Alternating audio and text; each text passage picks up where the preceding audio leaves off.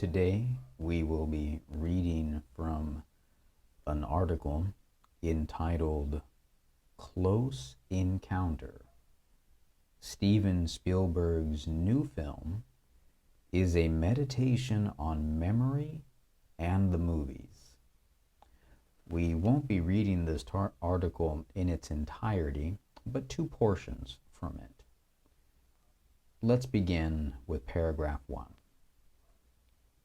When Steven Spielberg was a kid, growing up in the 1950s Arizona, watching westerns on his family's 20-inch black and white Philco, he would creep right up to the screen as if to surround himself with the image.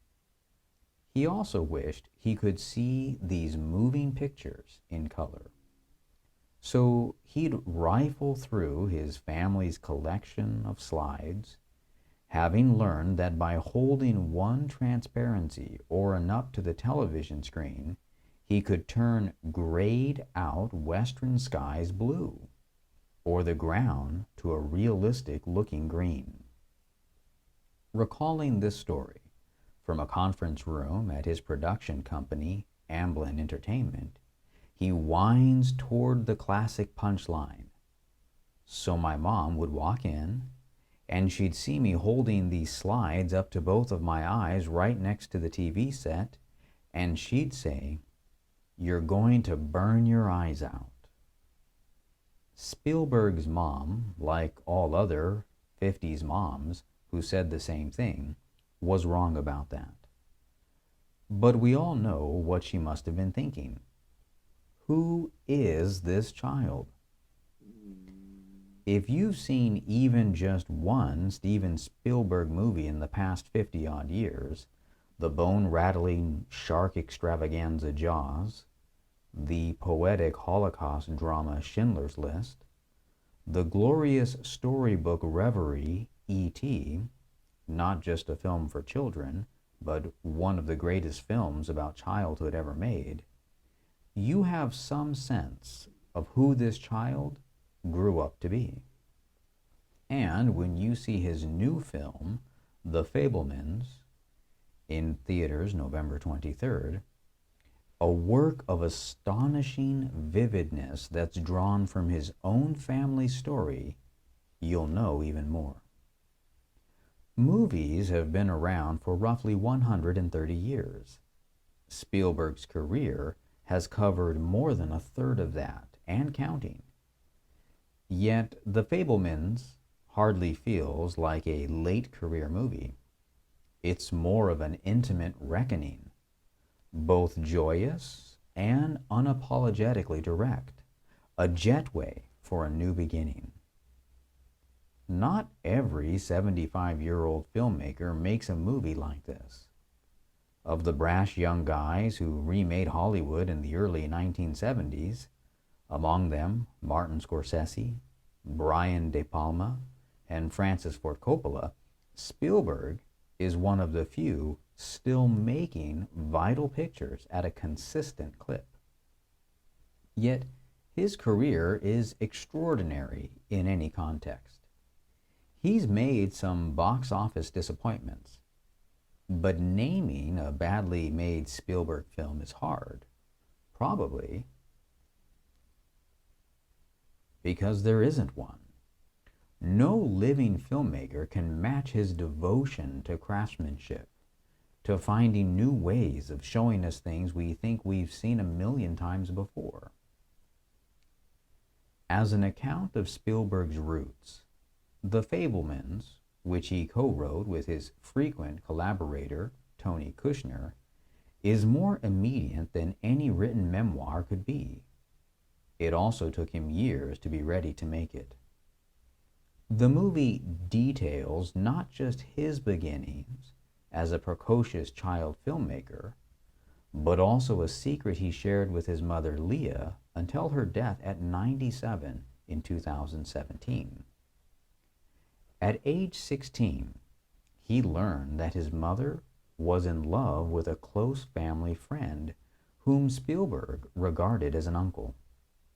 Spielberg's mother and his father Arnold would eventually divorce, Leah married that family friend, Bernie Adler, in 1967.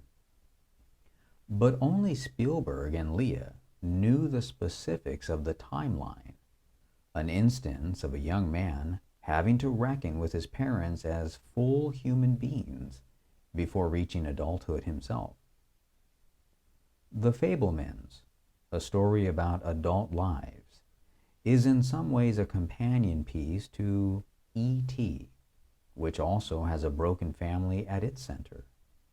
The children who connected with E.T. at the time of its release 40 years ago are now the grown-ups to whom the Fabelmans is speaking. They may have grown out of certain anxieties and fears, but there will always be new ones to grow into. An uncertain frontier as mysterious as science fiction. Kushner, who has worked with Spielberg on 4 movies across 20 years, pinpoints what's distinctive about the Fabelmans. There's no grand historical context for it. It's this very naked film, he says. There are no aliens, no dinosaurs. Spielberg will tell you that there's a little bit of himself in every movie he's made, but he has long resisted telling his own story. The more I was in denial that I would ever really need to tell my own story, the more I realized, why am I having this conversation with myself again and again?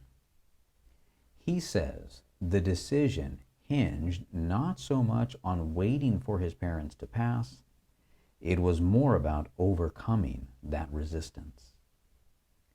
He'd spoken to his mother about it when she was still alive, unsure whether she'd want him to tell their family story in such a public way. There's a little bit of this story in all your films, but you've always felt safer using metaphor, his mother said. And I think you're probably scared of the lived experience. She told him if he thought he could make something he would be proud of, he should go ahead and make it. Let's skip ahead to, in the printed edition, or even on the digital magazine version of the printed edition, page 49, the right-hand column, the paragraph which begins with the letters in bold, the intensity of feeling. The intensity of feeling Spielberg has poured into the Fabelmans stands apart. If the movie version of his mother, Michelle Williams, is the movie's flickering light, his father, as brought to life with suitable mid-century gravity by Paul Dano, is kind of anchor, one that Spielberg couldn't fully appreciate as a teenager. He knows better now. Spielberg is essentially an autodidact. Though he took film class in college, he didn't go to film school. And though his father, a hard-working electrical engineer who was instrumental in the early days of computer development, warned him against pursuing filmmaking for a living, he's also the one who put the camera in his son's hand. In adulthood, Spielberg and his father fell out for a time, though the rift didn't last, thanks largely, he says, to the urging of his wife, Kate Capshaw. Arnold Spielberg died in 2020 at 103. One of the catalysts of their reconciliation, a cache of love letters Spielberg found that Arnold had written to Leah when he was stationed overseas in World War II before they were married, which father and son went through together.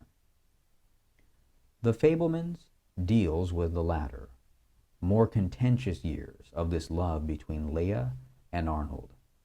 Their movie counterparts are named Mitzi and Bert, and Seth Rogen is Benny Lowy, the movie version of Bernie Adler. Spielberg describes his mother as an extrovert, a born entertainer. She was an accomplished classical pianist. She loved to dance. My mom always referred to herself as Peter Pan, the little girl who never wanted to grow up. His voice virtually fills the air with light as he speaks of her. She loved being in our lives as our friend more than our mom. She befriended us more than parented us. Well, we're going to stop there in our reading for today. I hope you enjoyed learning a little bit more about this famous director in American pop culture, Steven Spielberg. And I will see everyone in another video.